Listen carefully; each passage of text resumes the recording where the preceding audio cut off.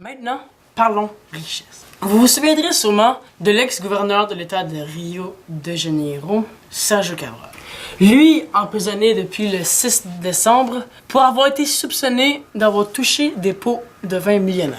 Son épouse, Adriana Anselmo, elle aussi, le 26 mars, est emprisonnée pour une raison fort simple, mais quand même assez grave. Elle aurait blanchi une grosse somme d'argent. Lors de son procès, elle est autorisée d'attendre son jugement en résidence surveillée dans son appartement dans un quartier assez aisé de Rio de Janeiro. C'est ainsi, selon la loi numéro 13257 de mars 2016, qui incite à ne pas emprisonner les mères enceintes ou les mères ayant un enfant âgé de moins de 12 ans et est suggéré ou même préféré de les emprisonner au domicile.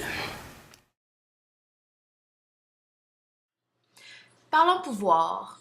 Donc, le 31 octobre 2010, Dilma Rousseff, la première femme présidente du Brésil, se fait élire. Le 26 octobre 2014, elle se fait réélire avec 54 millions d'électeurs pour un mandat de 4 ans. Dilma était du Parti travailleur, donc de gauche. Malheureusement, Dilma était accusée de faire du pédalage budgétaire, comme on dit. Donc, elle a masqué pour un temps l'ampleur du déficit budgétaire public. Elle a donc été accusée de fautes diplomatiques, économiques et politiques.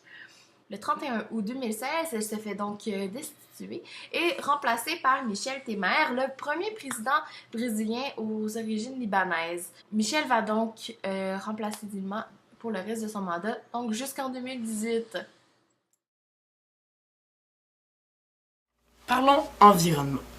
Près de la frontière océanique du Brésil, 7 petits carrés d'une zone de 625 km² sont installés pour la collecte du pétrole dans le fond marin de l'océan Atlantique. Plusieurs écologistes redoutent les fuites ou accidents de pétrole qui mettraient des écosystèmes gravement en danger. L'exploration des zones se fera par Total, une entreprise française qui en 2013 reçoit la concession de 5 des 7 petits carrés. L'exploitation pourrait mettre en sérieux danger des écosystèmes importants, fragiles et précieux.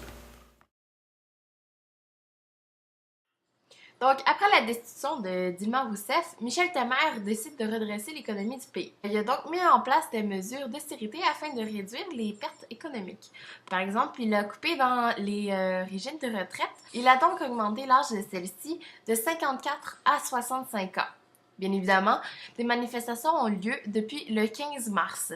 Des dizaines de milliers de Brésiliens se promènent dans les villes telles que Brasilia, Rio de Janeiro, Belo Horizonte et bien plus. Depuis, le chômage atteint des sommets, soit plus de 13,5 milliers de Brésiliens, ce qui est environ à 13,2% de la population. Ce conflit est donc à suivre. La population pourrait se révolter de façon plus radicale. Voilà.